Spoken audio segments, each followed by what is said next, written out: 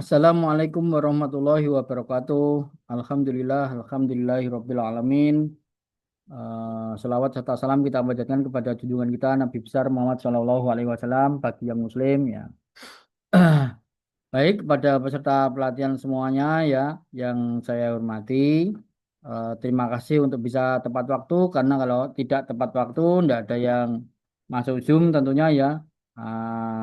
Acaranya mungkin belum dimulai ataupun tidak akan dimulai. Jadi pada eh, materi sebelumnya sudah disampaikan ya panjang lebar tentang materi medika herba tunggal kan gitu. Kemudian ada sedikit ilmu herba dasarnya. Nah, untuk saat ini eh, peserta ditanya apakah ada pertanyaan, apakah ada yang belum jelas, nggak ada diskusi sama sekali di grup kelas Telegram. Nah, di sini saya akan sampaikan secara untuk ilmu dasarnya. Nah, jadi untuk ilmu dasarnya ini buku kalau dicetak itu mungkin ada 400 halaman lebih ya, 400 halaman lebih. Nah, kita sampaikan sedikit-sedikit dulu dasar daripada belajar herba atau materia medika TCM atau Chinese herba. Baik, pertama materi Merdeka pertama adalah informasi umum. Apa sih penjelasan materi yang Merdeka itu bagaimana ya kan? Apakah sama dengan farmakope? Apakah sama dengan farmakope dari ilmu farmasi, dari ilmu kesehatan medis? Nah, itu bagaimana? Nah, kadang belum apa-apa sudah bingung ya. Sudah bingung. Jadi kalau materinya Medika Tiongkok dan ilmunya Matematika Media Tiongkok itu merujuk pada zat botani, kemudian mineral dan zoologi. Nah, zat botani itu ya tumbuh-tumbuhan, maksudnya begitu ya. Herbal alami. Nah, jadi kalau di kelas Indonesia tahunya jamu-jamuan, jamu-jamuan itu zat botani. Kemudian kalau di materi Medika itu ada yang mineral seperti apa? Seperti semacam kapur barus, semacam tawas, semacam apa itu belerang itu semua bisa menjadi obat. Bahkan eh, beberapa racun-racun itu juga eh, garam ya, mohon maaf, ada juga garam, nah itu juga mineral ya, garam. Kemudian dan zoologi ini ya hewan-hewanan seperti apa namanya tupai, daging tupai, kelelawar, tanduk rusa, daging kambing. Nah, itu berarti apa tentang hewan. Nah, semua itu apa, menjadi bahan dasar daripada material medika. Digunakan oleh pengobat tradisional Tiongkok sebagai senjata utama untuk mencegah dan mengobati penyakit. Beberapa orang memiliki kesan yang salah bahwa semua obat Tiongkok diproduksi di Tiongkok. Nah, itu tidak ya, tidak seperti itu. Nah, jadi ada yang diimpor dari negara lain. Nah, umpama begitu. Namun beberapa zat medis yang dikenal sebagai barang impor seperti Bolaipin pada zaman dahulu berasal dari belahan dunia lain seperti Saren, Shece, Seji atau Pang Tahai, Bang Dahai, Bang Tahai ya bacanya ya. Baca saya baca sesuai tulisannya saja Pang Dahai. Nah, itu diperkenalkan dan akhirnya diperkenalkan ke Tiongkok dan kemudian ditanam di Tiongkok seperti saren. Nah, saren itu Fructus amumi atau buah Pili amomum. Nah, itu adalah apa antibiotik produk dari biologis buatan Tiongkok disebut pengobatan Barat. Nah, itu dari Barat, tapi dibawa dari Barat, tapi kemudian apa namanya dikembangkan, ditanam di Tiongkok. Kembali pada masa lampau ketika manusia mengandalkan pengumpulan tanaman dan perburuan hewan sebagai sumber makanan utama, mereka secara bertahap menyadari efek menguntungkan ataupun merugikan dari tanaman atau hewan tersebut terhadap tubuh manusia. Inilah pengetahuan asli materia medika Tiongkok dengan sejarah peradaban yang telah lama dihormati sejak 6.000 tahun yang lalu. Tiongkok memiliki populasi yang besar, wilayah yang luas, dan sumber daya yang melimpah. Nah, itu Tiongkok ya. Sampai sekarang masih masih dilestarikan, masih asri, tidak seperti di tempat kita, ya kan? Di apa? Dibabat habis, pembalakan liar, dieksplorasi dan segala macam. Nah, masyarakat Tiongkok telah mengumpulkan pengalaman medis yang kaya dan berjuang untuk bertahan hidup, mencegah penyakit dan mengobati penyakit, serta secara bersama membangun pengetahuan teoritis tentang material medika Tiongkok. Sejak 2000 tahun yang lalu ketika kitab klasik Kaisar Kuning, Huang Di Neijing, itu ada dua yaitu pertanyaan dasar dan poros spiritual. Dan klasik materia medika. Klasik materia medika ini disebut juga Seng Nong Ben Chao Ching ya, itu karya atau ditulis oleh Seng Nong. Telah disusun sebuah teori sistem teori komprehensif materia medika telah terbentuk sejak 2000 tahun yang lalu itu apa namanya dilestarikan, dibudidayakan, dilestarikan seperti itu. Jadi sudah teruji ribuan tahun yang lalu, jangan ada bingung ya kan. Nah, dasar apa namanya cari ilmu yang ditemukan yang baru-baru yang umpama begitu. Dasar kaget juga, dasar bingung juga. Nah, yang pertama merupakan ekspresi sistematis dari teori-teori korelatif material medika Tiongkok dan prinsip-prinsip penerapannya seperti empat hakikat, lima rasa, hubungan antara organ lima cang dan hakikat serta hakikat serta rasa medis serta pemilihan obat untuk penyakit organ limacang. Sementara yang kedua berfokus pada deskripsi linci 365 herbar berdasarkan hakikat, rasa, aksi, dan indikasi. Nah, kalau indikasi itu mengobati, ya. Kalau aksi itu kalau dalam bahasa eh, Bapak Ibu semuanya yang sudah sering sudah pernah mempelajari atau membaca buku-buku herba itu ya salah satunya seperti afinitas, ya. Aksinya itu di organ apa? Nah, ilmu material media Tiongkok sebagai salah satu disiplin utama pengobatan tradisional Tiongkok, terutama menguraikan pengetahuan dasar pengobatan Tiongkok dalam hal sumber, sifat, pemrosesan, tindakan, indikasi, serta teori dasar dan administrasinya. Di Tiongkok kuno, ilmu material medika Tiongkok dan karya-karya terkait disebut material medika atau bencao. Dalam pengobatan herba merupakan komponen utamanya. Terdapat banyak sekali buku tentang material medika sepanjang sejarah dengan penambahan herbal baru yang terus bertambah seiring dengan penilaian ulang dan penambahan kegunaan baru. Misalnya, klasik material medika Shenong Bencao Jing karya Shenong merupakan sumber dan pola dasar pengobatan material material Tiongkok. Semua ibaratnya itu kitab induknya, kitab besarnya. Nah, semua buku-buku materi medika karangan siapapun merujuk ke Shenong Bencao Jing.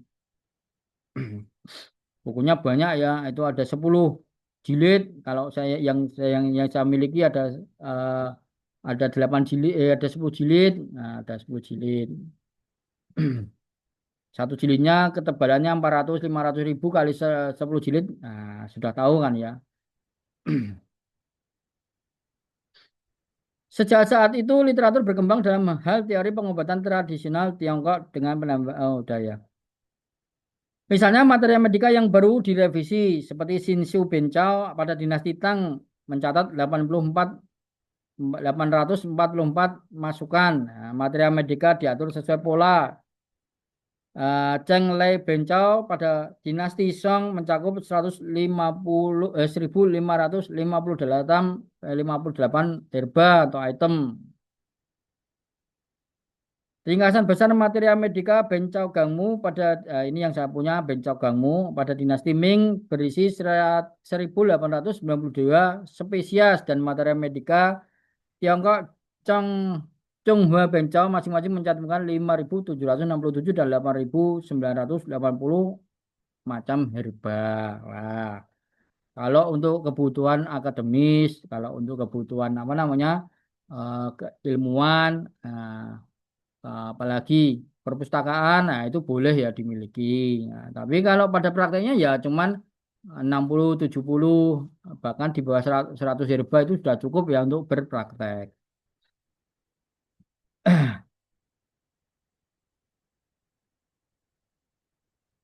Di satu sisi, hal ini mencerminkan kekayaan Tiongkok yang kaya akan sumber daya obat-obatan Tiongkok, dan sisi lain ilmu material medika Tiongkok Kaya akan konten dengan beragam obat-obatan Tiongkok. Pembelajar juga harus ingat bahwa materi medika Tiongkok tidak mudah dipelajari. Nah, kan maunya langsung gagal ginjal sembuh, stroke, bed rest, apleh-apleh, koma sembuh. Nah, minta titiknya apa, minta anunya apa, herbanya apa. Nah, itu enggak tak semudah itu Fulgensio. Nah, ya harus dipelajari jangan eh, tak kasih buku tak, tak apa tak tunjukkan buku dua kitab induk aja yang hijau sama coklat aja nggak beli atau apa ya nggak mau itu bukunya setebal 1.500 1.700 halaman. Nah, tentunya ya memang susah gitu loh dan butuh ketelitian butuh keseriusan butuh ke apa namanya eh rajin, rajin untuk membaca mengulang-ulang murojaah kalau bahasa bahasa pesantrennya murojaah diulang-ulang sampai hafal, sampai terbiasa dan dipraktekkan ya sudah belajar dapat sertifikat ya nggak mau membaca nggak mau mengulang-ulang buku cuma dipajang di apa di almari. Ah, tiba-tiba ada kasus, nggak mau mikir, tanya sama gurunya. Nah, itu kan ya jadi gimana kan repot. Ya harus dipelajari dengan sungguh-sungguh.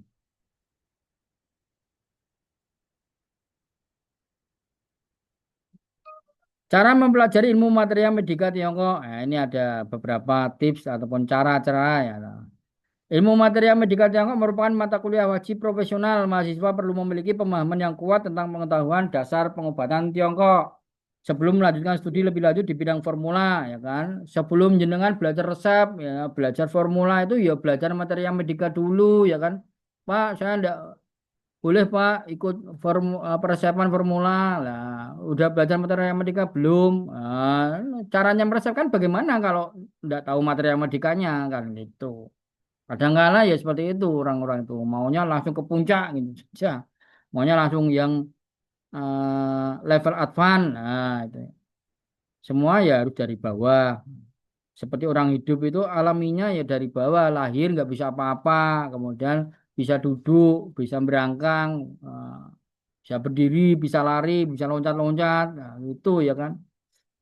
Material medika Tiongkok merupakan alat utama dalam mencegah dan mengobati gangguan dan seorang praktisi pengobatan tradisional Tiongkok harus memiliki pengetahuan yang mendalam tentang teori dan metode pengobatannya. Sama seperti seorang tidak dapat menjadi prajurit jika tidak tahu cara menggunakan senjata. Namun kini tersedia begitu banyak buku tentang material medika Tiongkok yang mencakup konten yang sangat luas.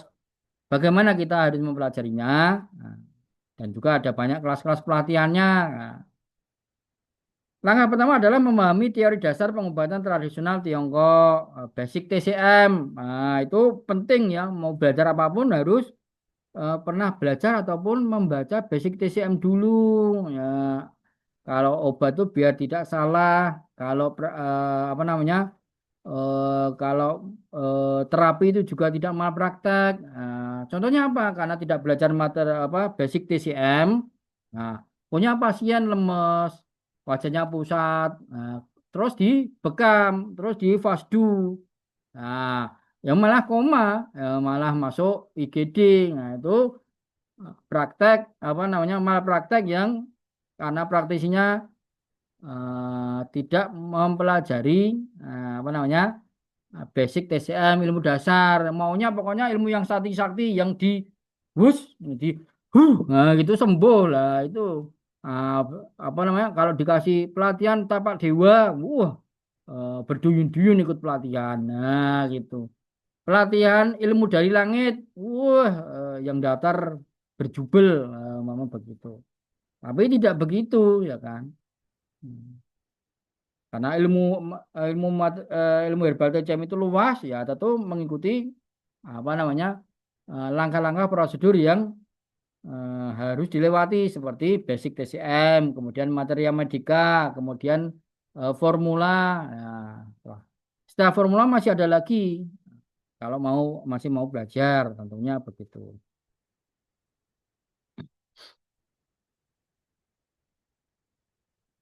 Teori materia medika Tiongkok merupakan komponen penting dari teori-teori pengobatan tradisional Tiongkok dan teori metode formula serta obat-obatan tidak dapat dipisahkan. Tidak dapat dipisahkan, Lur. Eh, harus wajib diketahui, dipelajari, dipahami. Ya.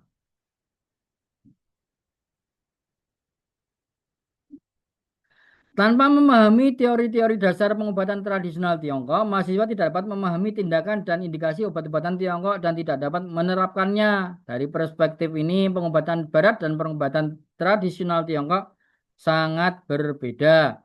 Jika diagnosis yang jelas dibuat, pengobatan barat digunakan langsung untuk mengobati penyakit dalam banyak kasus. Nah, gitu. Mama sesak napas itu dikasih obat apa? Asma kan gitu. Napasin. Nah, yang relatif mudah dipahami dan dikuasai. Nah, Bapak Ibu ambil kuliah namanya pengobatan tradisional Tiongkok.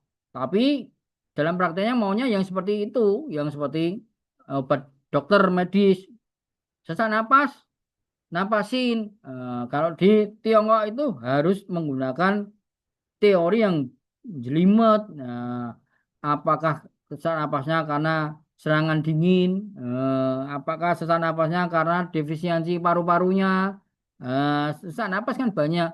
Apakah sesak napasnya karena patogen dahak? Obatnya beda-beda. Tidak bisa. Jahe sesak napas, jahe obatnya. Nah, padahal kalau serangan dingin mungkin cocok jahe. Nah, tapi kalau kelemahan lah, kelemahan defisiensi atau yang lain kira-kira ya, tidak semua jahe cocok kan gitu. Jadi ya harus wajib belajar, nggak bisa ya kan. Seperti teman-teman itu ya kalau di grup itu herbalnya gagal ginjal apa, Ustadz? Daun sukun. Nah, daun sukun itu padahal enggak tahu, enggak, belum pernah belajar, dapat dari TikTok. Lah, itu kok direferensikan ke orang lah. Ya kalau cocok, ya kalau tidak, kan bahaya malah. Nah, mau menanggung dosanya, mau menanggung apa namanya kerugiannya, enggak mau kan. Nah, jadi ya harus hati-hati.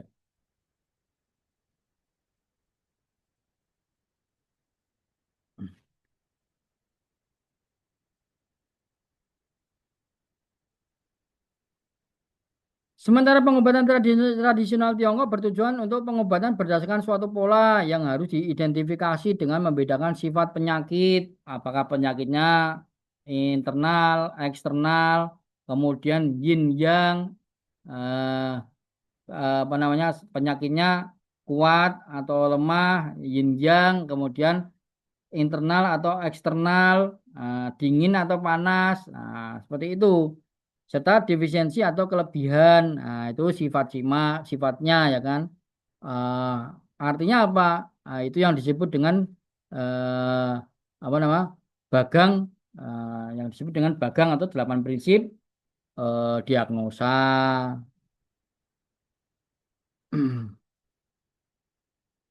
Ada juga beberapa formula yang hanya mengandung satu obat. Nah, itu artinya apa? Herbal tunggal. Ketiadaan teori dasar pengobatan tradisional akan membuat mustahil mempelajari ilmu materia medika Tiongkok, apalagi menerapkannya dalam pencegahan dan pengobatan penyakit, ya kan? Tidak tahu kuat atau lemah di luar, eksternal atau internal, panas atau dingin, ya kan? Kemudian apa? Yin dan yang gak ngerti, ngerti ini apa namanya? Taunya apa? Eh, ya itu tadi. eh, Melu-melu, ya, ikut-ikutan, ya. Gagal ginjal diobati daun sukun. Nah, padahal gagal ginjalnya kenapa? Tidak tahu ya kan? Apakah defisiensi yin ginjal, apakah defisiensi yang ginjal, ataukah defisiensi yin dan yang ginjal, ataukah apa namanya banyak lah. Itu yang disebut diferensiasi sindrom dalam TCM.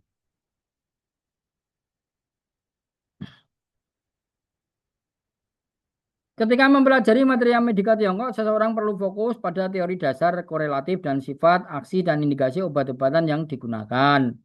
Buku ini bertujuan untuk membantu pelajar menguasai sifat, aksi, indikasi, serta sekitar 200 obat-obatan Tiongkok yang umum digunakan hanya dalam 100 hari. Nah, buku ini ya, kan, itu ada 400 halaman lebih. Sedangkan salah satunya beruntung ya bisa dapat buku ini dan mempelajari buku ini. Ya, karena ilmunya itu daging, nah, ibaratnya begitu.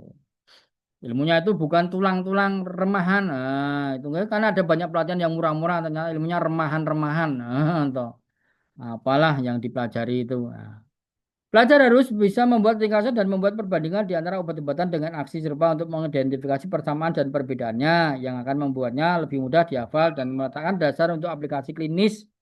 Kolom eh, kolom apa mnemonics ya, dirancang untuk membantu kolom diagram lah ya, dirancang untuk membantu pelajar mengingat sifat, aksi dan indikasi obat-obatan. Kolom formula sederhana dan efektif bertujuan untuk menyediakan referensi bagi pembaca yang memahami aksi dan indikasi obat-obatan. Dan kolom praktek harian di akhir setiap bagian mencakup pertanyaan-pertanyaan yang layak dipikirkan dan bermanfaat untuk pemahaman yang baik.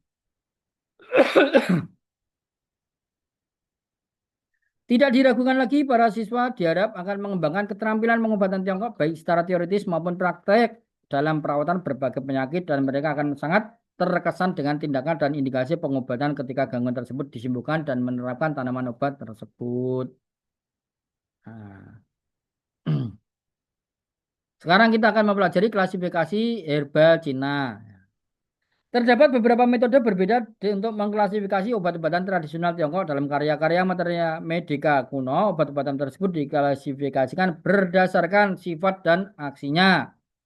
Misalnya, materia medika klasik Senong, Senong Bencao Jing, mencantumkan obat-obatan dengan sifat ringan dan efek penguat sebagai tindakan atas, sebagai tingkatan atas yang bersifat drastis dan berefek pencahar sebagai tindakan bawah dan yang lainnya adalah tingkatan tengah.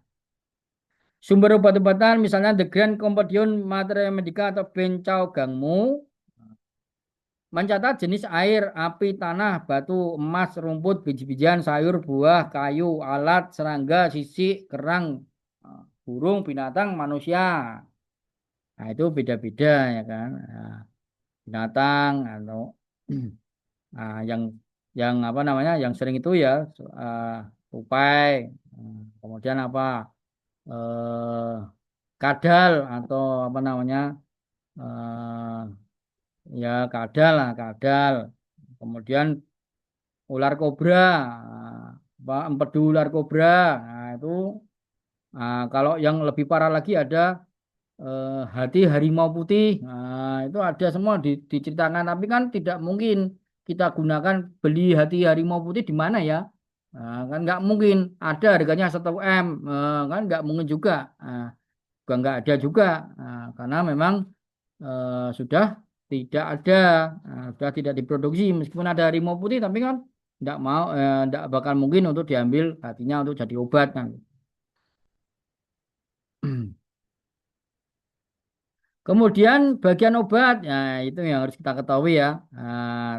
Telah material medika itu sudah membagi-bagi seperti menjadi akar, rimpang, itu oke. Kemudian batang, kulit, daun, seluruh tanaman, bunga, buah, biji, kategori, seperti ya.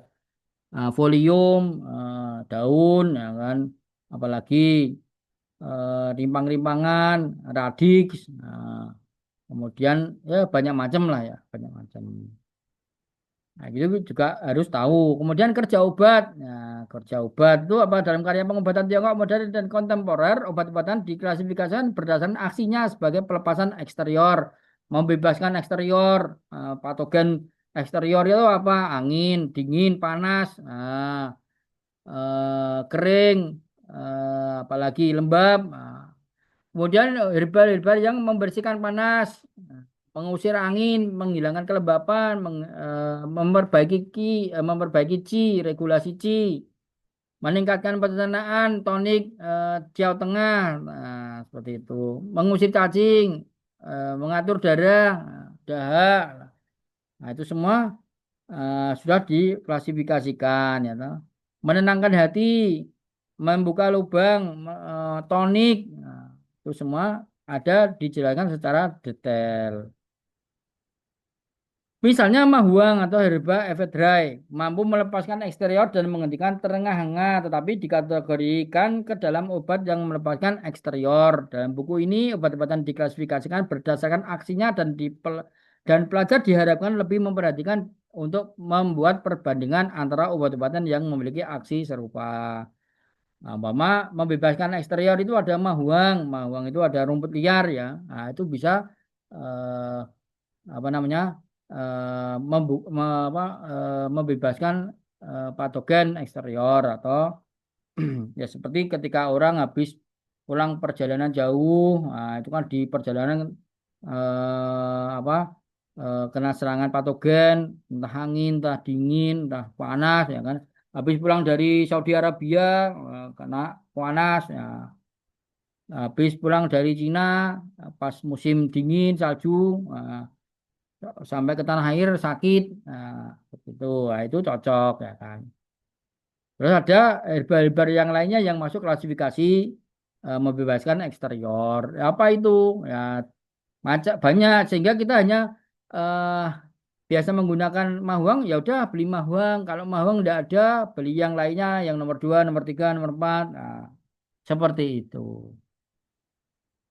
Bagian teori properti Romawi 2 ya, teori properti materia medika.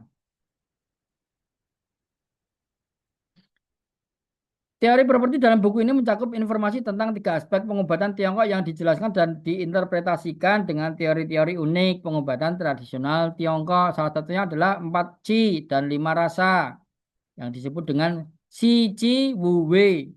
Nah, Si itu 4, Wu itu 5. Nah, yang satu adalah naik, yang satu adalah naik herba yang sifatnya naik, naik ke atas. Kemudian biasanya yang manis.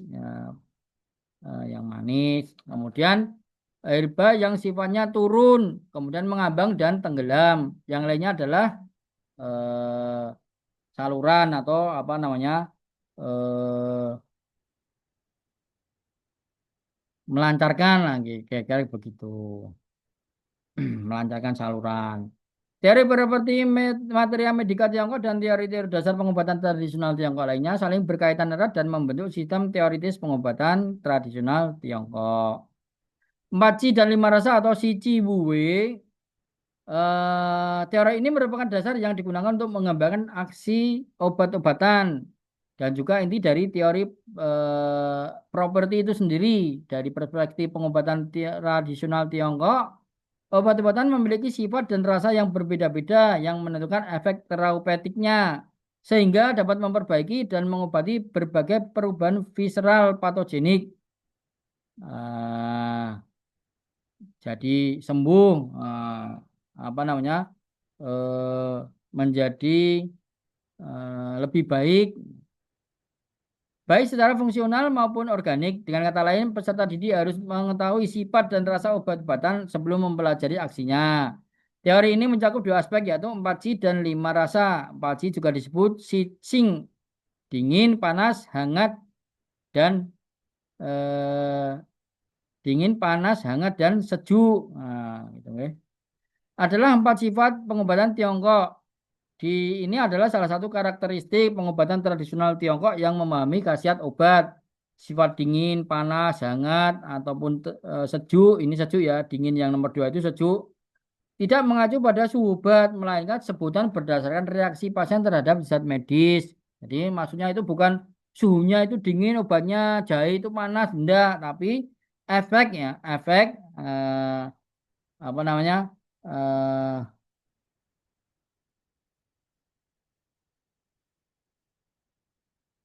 eh, efek reaksi terhadap pasien terhadap zat medis. Nah, ketika mengkonsumsi obat-obatan yang panas, sehingga apa? Kemudian naik energinya, kemudian keluar keringat. Nah, seperti itu. Nah, bukan kok terus panas, dingin karena sifatnya ataupun suhunya panas itu enggak.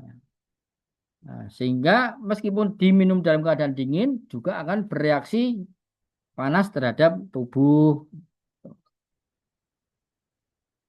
Contohnya adalah obat yang menghasilkan sensasi panas dan meredakan gejala pilek seperti sakit perut dan berkurang dengan kehangatan, diare, encer atau diare dengan makanan yang tidak tercena, tidak haus, tangan dan kaki sedingin es, lapisan lidah putih lembab, lidah pucat dan denyut nadi tipis dan dalam, bersifat hangat atau panas. Obat-obatan ini termasuk seperti fuse, radik aconitis lateralis, rogui.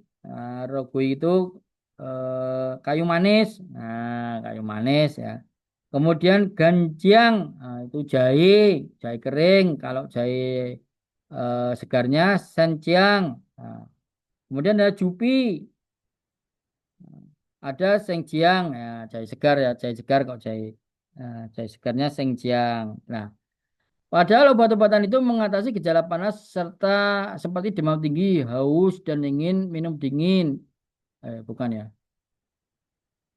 Padahal obat-obatan itu mengatasi gejala panas seperti demam tinggi, haus dan ingin minum dingin, gelisah, lidah berwarna kuning dan kering, lidah merah dan nadi cepat, licin yang bersifat dingin atau sejuk. Nah, obat-obatan yang dimaksud adalah seperti huang lian, Rhizoma coptidis, tahuang, kemudian sikau, cuhua, cuhua itu bunga krisan ya. Kemudian ada sang ye, daun murbei.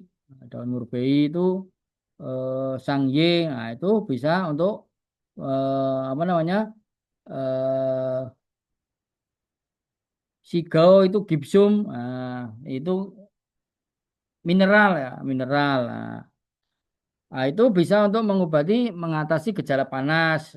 Kalau untuk penyakit-penyakit yang gejalanya panas, haus, minum ingin minum dingin, gelisah, itu obatnya seperti huanglian, tahuang, sigau, jua, sangye.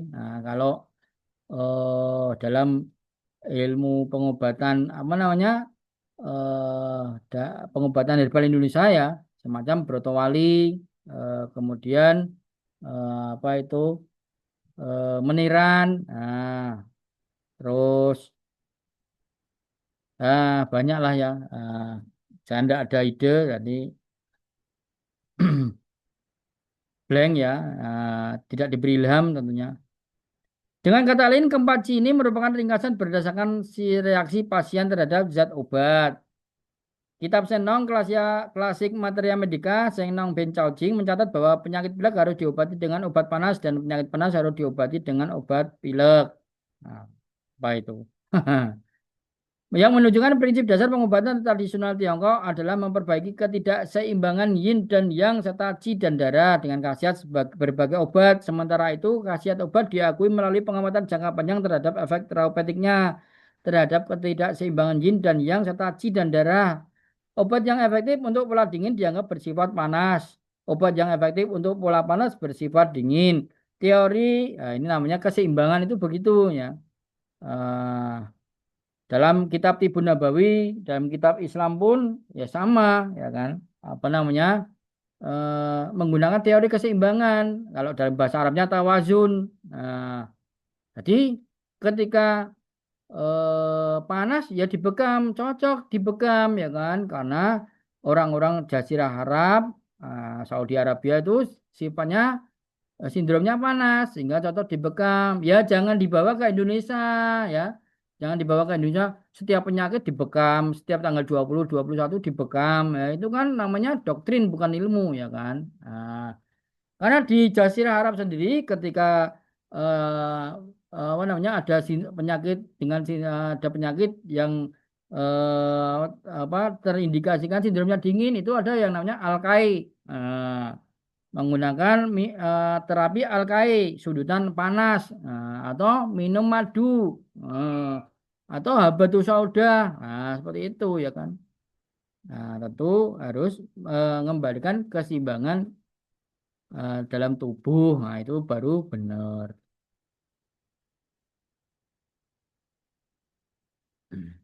Nah, itu tadi tentang Qi ya. Tentang Qi berarti apa? Panas, dingin, Kemudian apa? Hangat dan sejuk. Nah, ya, itu eh, 4C daripada eh, herba yang dalam materi medika harus kita ketahui. Selanjutnya setelah 4C tahu yang namanya 5 rasa mengacu pada tingkatan di mana suatu obat memiliki rasa yaitu tajam, pedas ya tajam itu manis, asam, pahit dan asin. 5 rasa adalah apa? Tajam atau pedas, manis, asam, pahit dan asin. Pedas itu bagus untuk paru-paru, manis bagus untuk limpa, asam bagus untuk liver, pahit bagus untuk jantung dan asin bagus untuk eh, ginjal. Seperti itu. Jadi ya kita itu kalau hidup itu ya kadang minum kopi pahit, makan makanan yang asin, tawar, manis. Tapi kalau terlalu banyak mengonsumsi itu juga akan melemahkan organ tersebut ya, dengan sering minum manis.